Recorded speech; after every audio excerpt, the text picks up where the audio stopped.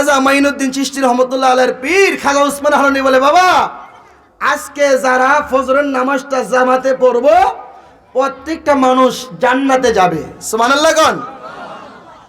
এখন তোমরা যায় সবাইরে জানায় দাও এলাকার মধ্যে যে আজকে যেন কমপক্ষে ফজরের নামাজটা সবাই পড়ে।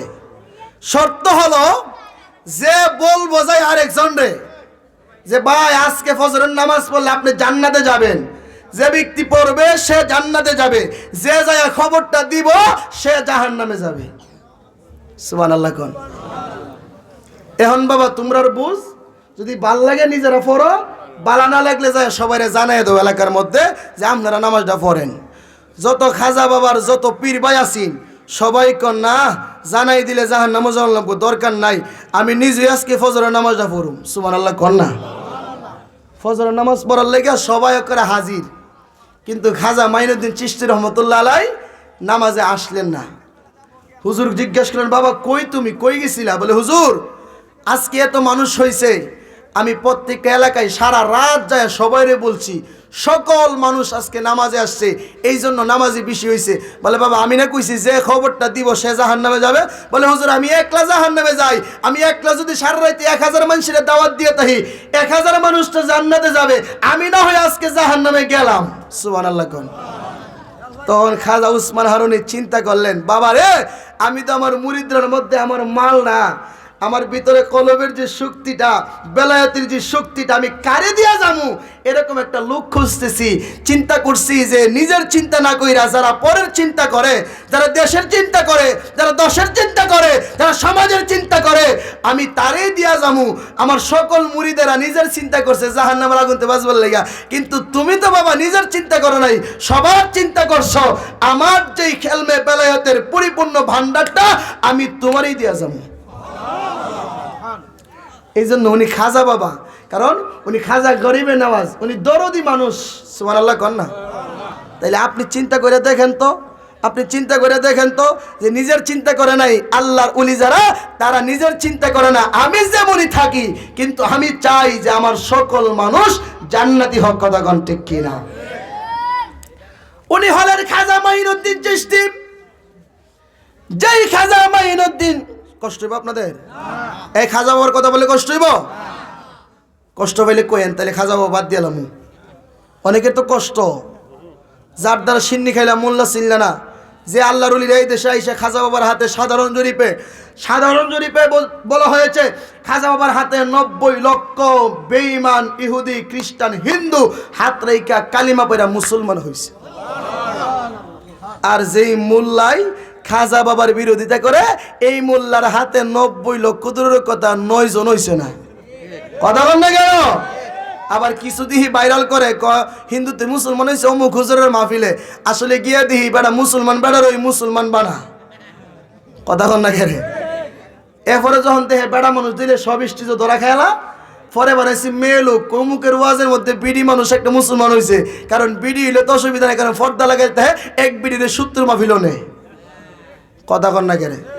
এটা বাটফার, ওরা মুনাফিক, ওরা সিটার, ওরা নবীর দুশমন। কথা কন ঠিক কিনা?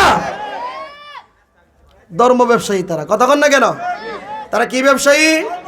ধর্ম ব্যবসায়ী। তারা ধার্মিক না, ধর্ম ব্যবসায়ী তারা। কষ্ট হইতেছে আপনাদের? আমি মনে বেশি কইতেছি না? ওই খাজা মাইনুদ্দিনের হাতে 90 লক্ষ হিন্দু মুসলমান হয়েছেন। এ আমার বন্ধুরারি, ওই খাজা বাবা কত বড় মাকামের আল্লাহর ওলি ছিলেন, কত বড় আল্লাহর ওলি ছিলেন জানেননি? আমার খাজা বাবা যখন পৃথ্বীরাজের শহরের মধ্যে ঢুকে গেল, লম্বা ঘটনা আপনারা জানেন।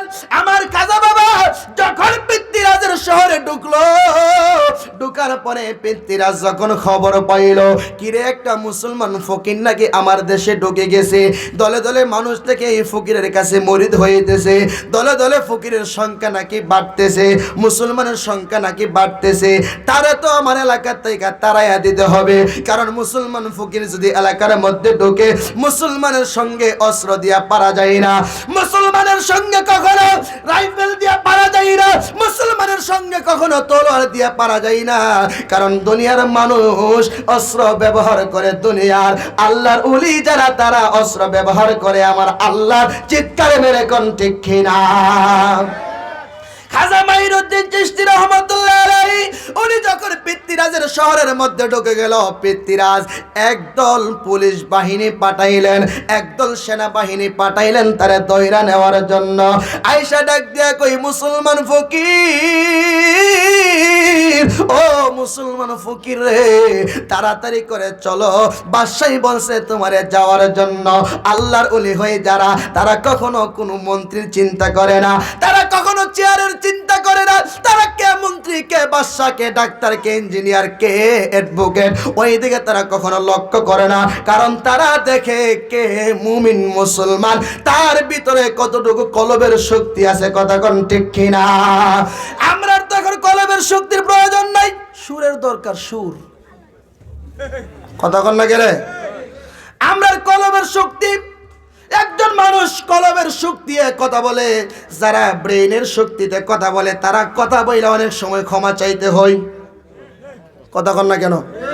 কথা হলো দুই রকম, একটা আসে ব্রেইনের শক্তি থেকে, যারা ব্রেন দিয়ে কথা বলে তারা অনেক সময় ভুল করে ক্ষমা চায়, যারা কলব দিয়ে কথা বলে তারা কখনো ক্ষমা চাওয়া লাগে না। কলব দিয়ে যারা কথা কয় তারাই হইল আল্লাহর ওলি। কথা কোন ঠিক কিনা? দেহের কোথায় মক্কায় আর মদিনা, মুর্শিদি বলো না, দেহের কোথায় মক্কায় আর মদিনা। যারা আল্লাহর ওলি তাদের দেহের ভিতরে ওইগুলি ফিটিং করে রাখছে জায়গায় জায়গায়, এই জন্য তারা কথা বললে তাদের মুখটাই মাইক দিয়ে কথা বলতেছি আমি, আওয়াজ বেরোতেছি মাইক দিয়া। আল্লাহকে যারা কলব দিয়ে কথা বলে আল্লাহর ওলিরা, হাকিকতে কথা বলতেছি আমি, মাইক হিসাবে আল্লাহর ওলিদেরকে আমি ব্যবহার করছি। কথা কোন ঠিক কিনা? এই জন্য আল্লাহর ওলিরা কথা বইলা ক্ষমা চাওয়া লাগে না। আর আমরা দেশে কিছু বিশ্বাস বার হইছে, এজিদ রেখে রহমতুল্লাহ আলাই কয়দিন পরে পরে কথা কয়ে, আমার ভুল হচ্ছে ক্ষমা করে দেন। এই কথা কন না করে, এই অনলাইনে দেখেন না আপনারা, কয়দিন পরে পরে ভুল হয়েছে ক্ষমা করে দেন। এজিদ রহমতুল্লাহ আলাই কইছে, আমি ভুল হয়েছে আমার, এই ব্যাক কল। তাহলে তুই কে ফিসাব রইছ রে? তুই যদি ফিসাবই হইতি তাইলে তুই কলব দিয়া কথা বলে তোর ভুল হইতো কি লাগে? কথা কনতে কি না? তুই তো ব্রেন দিয়া কথা কস, কিতাব দিয়া, কিতাবের এলেমের ভুল হইতে পারে, সিনার এলেমের কখনো ভুল হই না। ওইটা আল্লাহর পক্ষ থেকে এলমে লাদুনি দিয়া যারা কথা বলে তাদের কথাই কখনো অহংকারী থাকে না, তাদের কথাই কখনো তাকাব্বুরি থাকে না। কথা কোন ঠিক কি না?